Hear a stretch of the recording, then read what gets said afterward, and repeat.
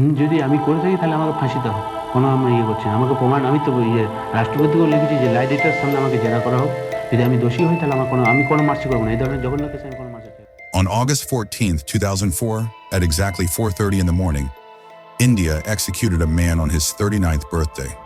His name was Dhananjoy Chatterjee, a security guard from a small village in West Bengal who swore until his last breath that he was innocent. Outside Alipur Central Jail in Kolkata, hundreds of protesters held candlelight vigils, their faces etched with doubt and despair. Inside, an 83-year-old hangman prepared to pull the lever that would end a life, and afterward, he would break down sobbing, resign from his position, and spend the rest of his days praying for the soul of the man he had just killed. This was India's first execution of the 21st century, a case built entirely on circumstantial evidence, where no DNA was ever tested, no murder weapon was ever found, and the star witness changed his story in court. 14 years had passed since the crime that put Dhananjoy on death row. 14 years of questions, appeals, and mounting doubts. But was justice truly served that August morning? Or did India execute an innocent man?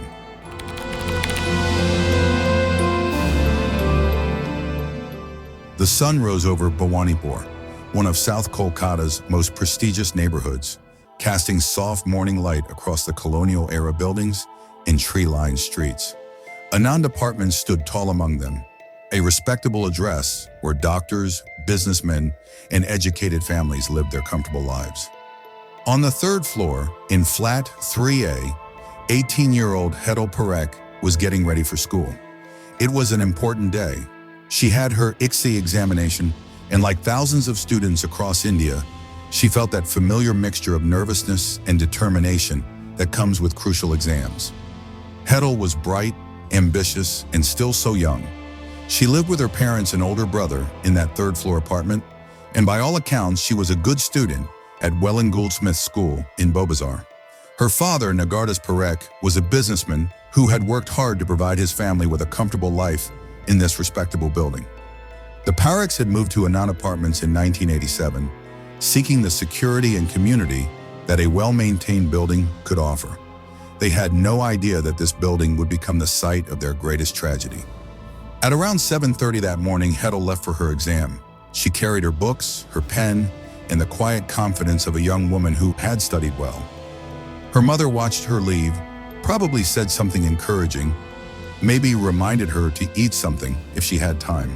These were the ordinary rituals of an ordinary day, the kind of day that families everywhere experience without thinking twice. But this day would be different. This day, everything would shatter. Working in that same building was a man named Dhananjoy Chatterjee. He was 24 years old, just 6 years older than Hetal, but their worlds couldn't have been more different. Dhananjoy came from Kolkata, a small village in Bankura district, a rural area where opportunities were scarce and poverty was common. He had migrated to Kolkata like thousands of other young men from West Bengal's villages, searching for work, for dignity, for a chance to build something better. He found a job as a security guard at Anand Apartments, earning just 50 rupees a month, a pittance even by 1990 standards. Just 8 months earlier, Dhananjoy had gotten married. His wife, Purnima, worked as an Anganwadi worker back in the village, earning 1,200 rupees a month, far more than her husband. To save face, Dhananjoy had lied to her about his work.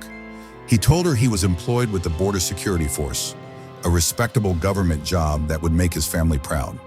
Instead, he spent his days operating an elevator, checking visitors, and maintaining security in a building where everyone looked down on him.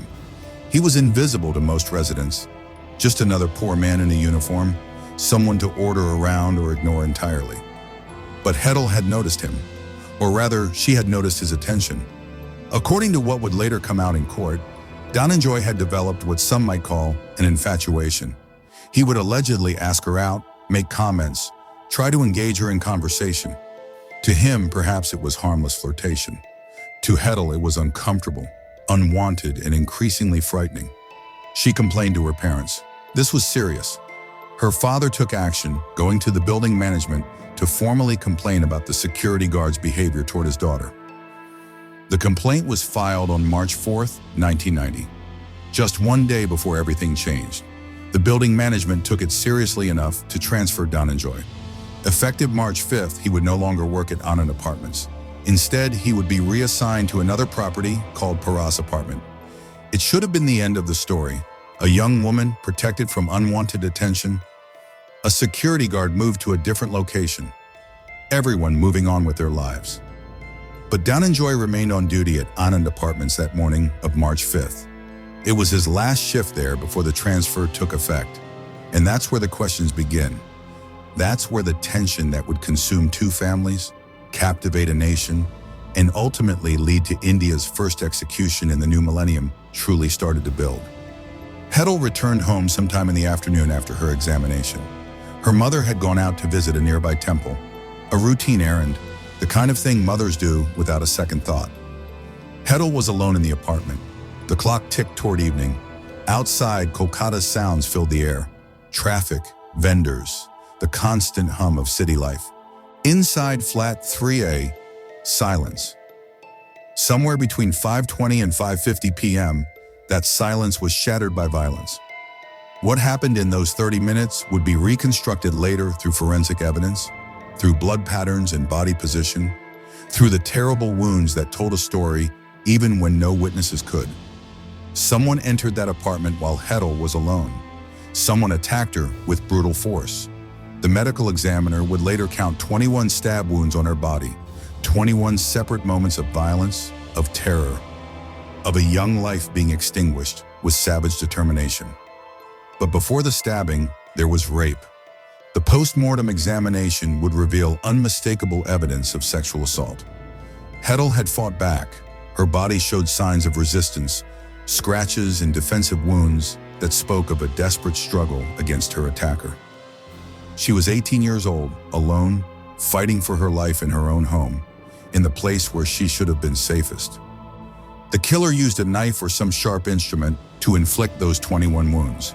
Yet despite the extensive investigation that would follow, despite the search of the building and the surrounding area, that murder weapon would never be found.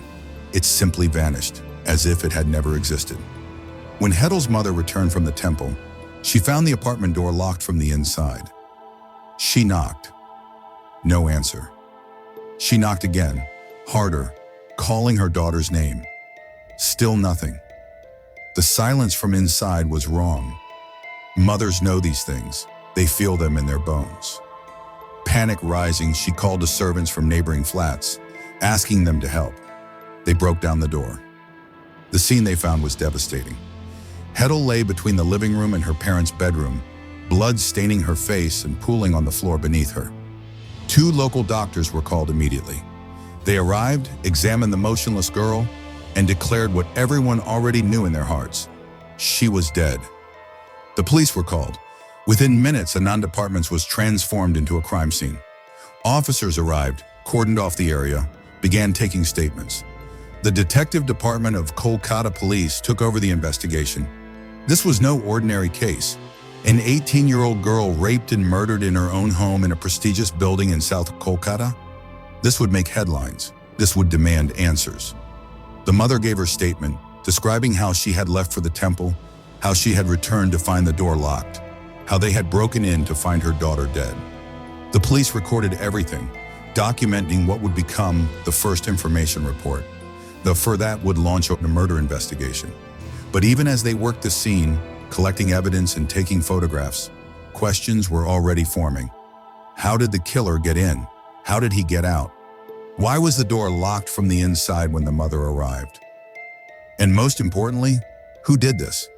Within hours, the police had a theory. They looked at who had opportunity, who had access to the building, who knew Hetal's routines. And they remembered the complaint that had been filed just one day earlier. The security guard, the man who had been harassing Hetal, the man who had just been transferred because of his behavior. Dhananjoy Chatterjee suddenly became the prime suspect in a rape and murder investigation. But when the police went looking for him, Dhananjoy was gone. He hadn't reported to his new assignment at Parekh Apartment. He hadn't collected his wages. He wasn't answering calls or appearing at his usual places. For 2 months, he simply vanished. And in the eyes of the police and the public, This disappearance looked like one thing: the flight of a guilty man. 2 months after Hetal Parekh's murder, police finally tracked down Dhananjoy Chatterjee. He was in his home village of Kolkata in Bankura district, hundreds of kilometers from Kolkata. Officers arrived early in the morning, surrounded the house and arrested him. According to police reports, Dhananjoy made no resistance. He was brought back to Kolkata in handcuffs, and the city breathed a collective sigh of relief. They had their man. Justice would be served. But here's where the case gets complicated. Here's where the certainties start to crack and the doubts begin to creep in. Because the evidence against Dhananjoy Chatterjee was entirely circumstantial. No witnesses who actually saw him commit the crime. There was no DNA evidence linking him to the rape and murder. And the physical evidence that police claim proved his guilt, every single piece of it had problems. Let's talk about the witnesses first. The prosecution's case relied heavily on 3 people. There was the liftman who worked in the building. He allegedly told police that he had seen Dhananjoy taking the elevator to the 3rd floor around the time of the murder, that he had watched him walk toward flat 3A. This testimony was crucial. It placed Dhananjoy at the scene at the right time. It gave him opportunity, but when the trial actually started and the liftman took the stand, something shocking happened. He changed his story. He contradicted what he had supposedly told police. His testimony fell apart under cross-examination, and the prosecution was forced to declare him a hostile witness, legal terminology that essentially meant their star witness had turned against them.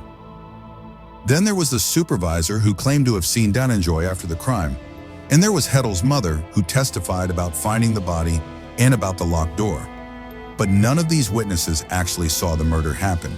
None of them could definitively place Dhananjoy inside that apartment when Hetal was killed. So the case came down to 3 pieces of physical evidence. 3 items that, according to prosecutors, proved beyond any doubt that Dhananjoy Chatterjee was the killer. But each of these pieces of evidence had its own strange story. First, there was a neck chain found at the crime scene. Police claimed it belonged to Dhananjoy. This was presented as proof that he had been in the apartment during the struggle. But here's the problem. A servant from the building later came forward and admitted that the neck chain was actually his. Then, in a bizarre twist, he changed his story in court and claimed he had gifted the chain to Dhananjoy. Why would someone change their story like that? Was it true, or was something else happening? The chain of custody, as they say in legal terms, was completely broken. Second, there was a wristwatch. This watch, allegedly stolen from Hetal's mother during the attack, was recovered from Dhananjoy's village home when he was arrested in May. On the surface, this sounds damning. But look closer. The watch had a serial number. Every watch does. Police had contact with the shop where it was supposedly purchased. Yet that serial number was never actually matched with purchase records. Why not? It would have been simple to verify. Even more suspicious, media reports from the very night of the murder, based on police briefings, made no mention of any theft from the apartment. The theft charge only appeared later, after Dhananjoy was arrested and the watch was discovered. Third, there was a button. This button was found at the crime scene and forensically matched to a shirt that police claimed to have recovered from Dhananjoy. The scientific matching of the button to the shirt seemed solid. Finally, real forensic evidence. But here's the catch. There were no independent witnesses to the recovery of that shirt. The police said they found it, but there was no chain of custody documentation, no neutral observers to verify that the shirt actually came from Dhananjoy's possession and not from somewhere else. 3 pieces of evidence, 3 major problems, and underneath it all, a more fundamental question. Where was the DNA evidence? This was 1990, not 1890. DNA testing existed. It was being used in criminal investigations around the world. The crime scene had biological evidence. There had been a rape, which meant the attacker's DNA would have been present. Yet the Kolkata police never conducted DNA testing. Not on the crime scene samples, not on Dhananjoy's body, not on any of the evidence. Why? Was it cost? Was it incompetence? Or was it something else? A fear that DNA might exclude Dhananjoy as the perpetrator and force investigators to look elsewhere? The case went to trial at the Alipur Sessions Court. Dhananjoy sat in the defendant's chair and maintained his innocence. He told a different story entirely. Yes, he had been working at Anand Apartments that morning, but after his shift ended, he claimed he went to watch a movie at a cinema. Then he bought some fruit and traveled back to his village for his brother's sacred thread ceremony, a traditional Hindu ritual. He said he had nothing to do with Hetal's murder, that he was being falsely accused because he was poor and convenient.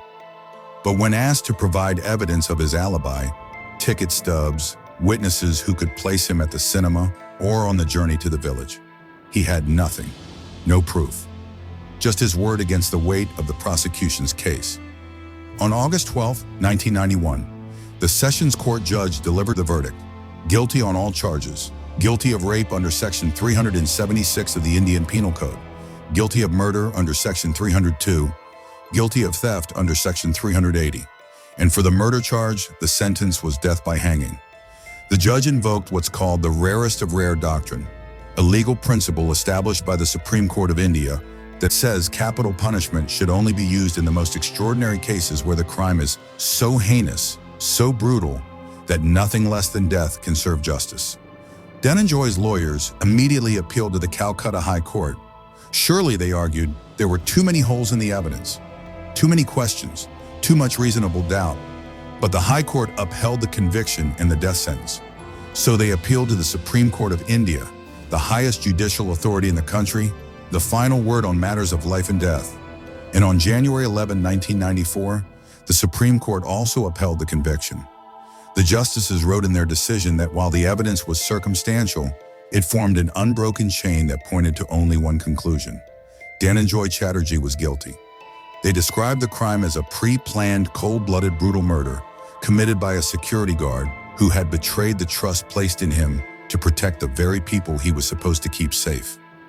But even as the courts delivered these verdicts, doubt was spreading. Journalists began asking questions. Legal scholars started reviewing the case files. Human rights organizations, including Amnesty International, began to express concern. They pointed to the lack of DNA evidence. They questioned the reliability of circumstantial evidence in a death penalty case. They noted the 13-year gap between sentencing and execution. Dhananjoy had been living under sentence of death since 1991, waiting, hoping, watching his appeals fail one by one. That kind of prolonged uncertainty, that psychological torture of knowing you're scheduled to die but not knowing when, was itself a form of cruel punishment that violated international human rights standards. After 13 years on death row, after every legal avenue had been exhausted, Dhananjoy Chatterjee's family made one final desperate attempt to save his life. They filed a mercy petition with the President of India. At that time, India's president was Dr. APJ Abdul Kalam, a beloved scientist and statesman known for his humanity and compassion. The mercy petition laid out all the problems with the case: the circumstantial evidence, the absence of DNA testing, the inadequate legal representation Dhananjoy had received, the 13 years of mental torture on death row. Surely, the family hoped, the president would see the injustice and commute the sentence to life imprisonment. But politics and public pressure were building from the other direction as well.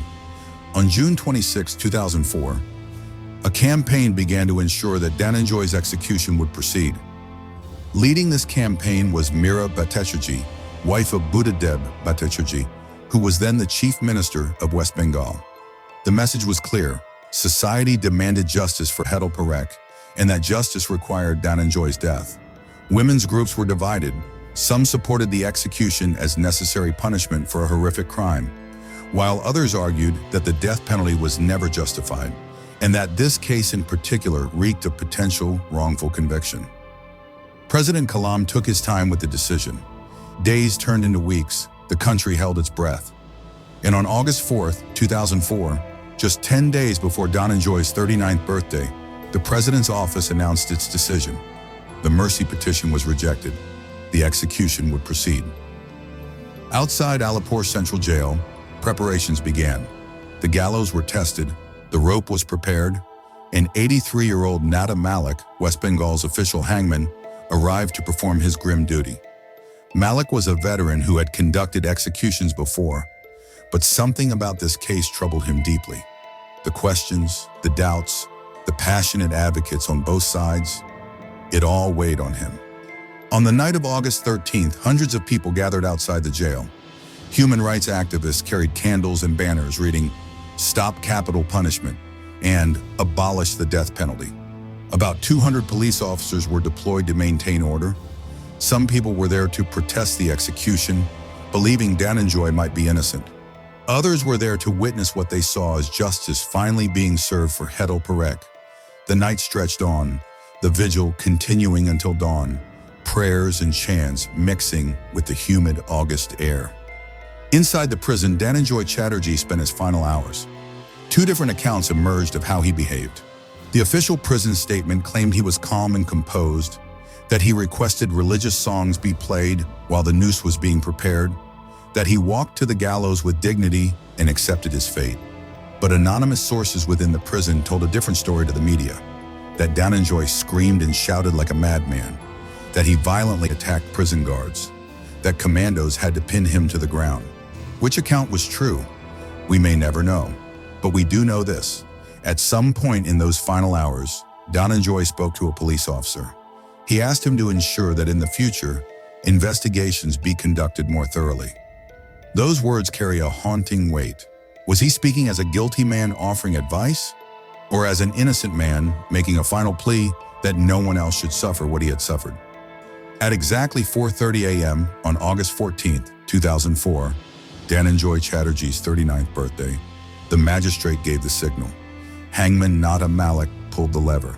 The trapdoor opened and Dhananjoy fell, the rope snapping his neck, death coming within minutes.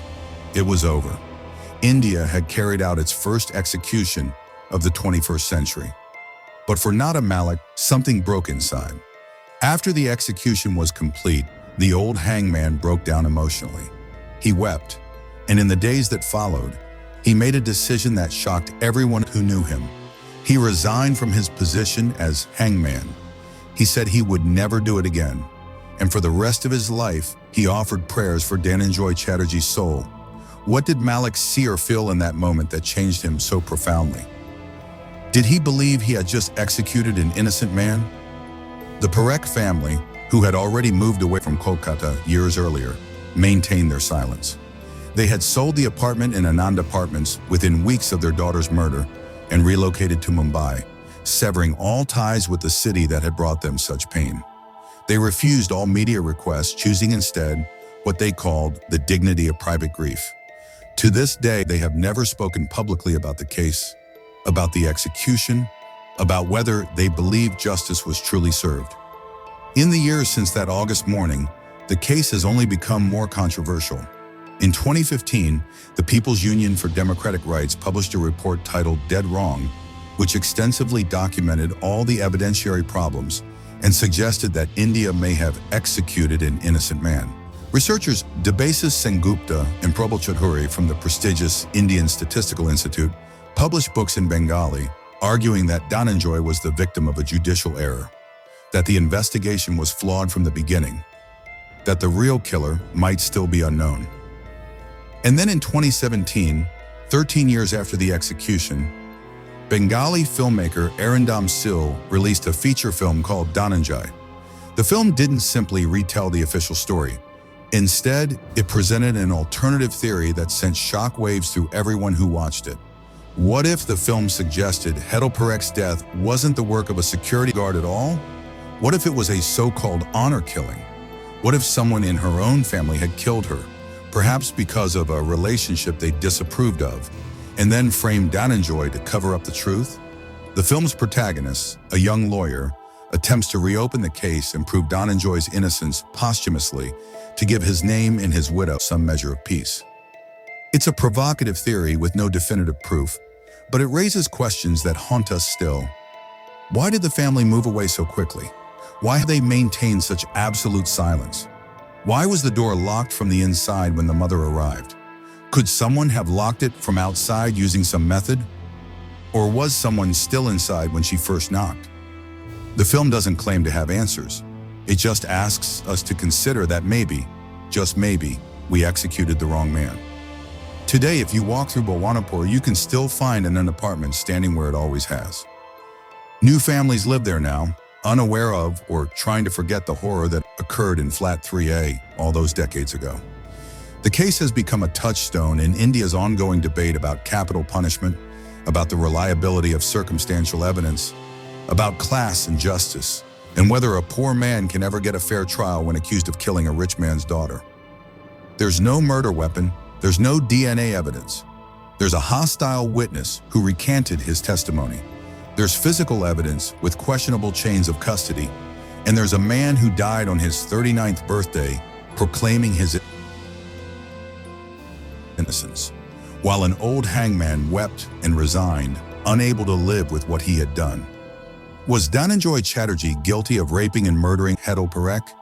3 courts said yes. The circumstantial evidence, they ruled, formed an unbroken chain. But circumstantial evidence is, by definition, indirect. It requires interpretation. It depends on assumptions. And once a man is hanged, once that lever is pulled and the trapdoor opens and the rope does its terrible work, there's no taking it back, no appeals, no new evidence, no DNA test that might finally give us the truth. Justice, we're told, is blind. But what if justice is also wrong?